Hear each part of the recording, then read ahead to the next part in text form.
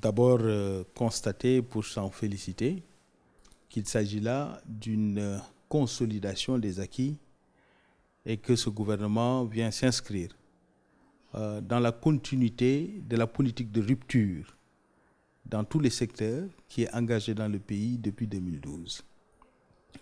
Puisqu'en effet, le Sénégal entre dans un nouveau cap sur ses priorités économiques, sur ses priorités sociales et sur sa perspective de développement. Je veux parler de son nouveau cadre, le plan Sénégal émergent, qui voit l'émergence du Sénégal dans la perspective de 2035. Nous constatons aussi une inclinaison particulière en faveur des aspirations du Sénégal, en particulier au bénéfice des jeunes, mais également au bénéfice des femmes.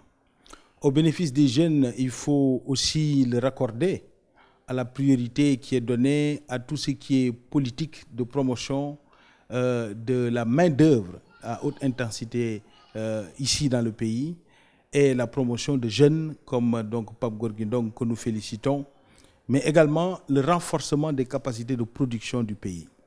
Le renforcement des capacités de production du pays, c'est une option de développement depuis 2012 et qui se consolide ici.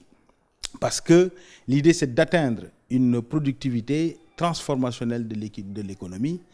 Les options sont claires, c'est d'abord l'agriculture, ensuite les chaînes de valeur, les infrastructures rurales comme urbaines, et c'est ça qui est renforcé. Et dans cette dynamique, nous ne pouvons qu'avoir une grande satisfaction.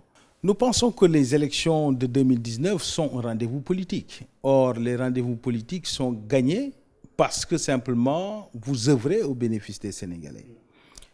Nous avons fait un travail en 5 ans. Les gouvernements successifs installés par le président Macky Sall ont eu des résultats patents sur les aspects sociaux, sur l'énergie, sur les infrastructures rurales comme urbaines, sur l'agriculture. Et ça impacte la croissance économique du pays. Ça, il faut le consolider.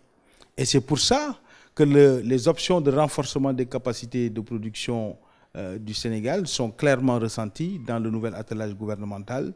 Il y a également la promotion des infrastructures globalement, en particulier lorsqu'on parle des infrastructures aéroportières. Ça montre carrément une ambition de consolider l'attelage de l'infrastructure aéroportière dans le pays.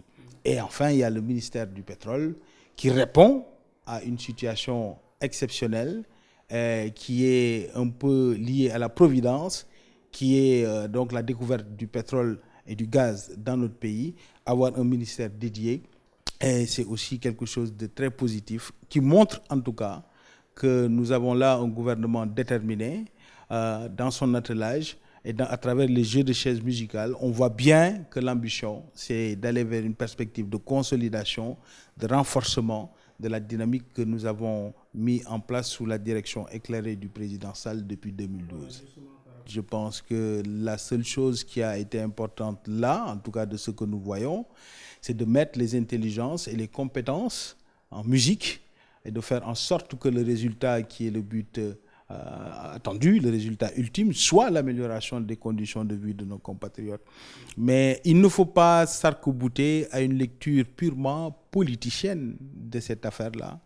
Un gouvernement, c'est dans une république comme la nôtre, c'est de se mettre au service de sa légitimité ultime qui est le peuple.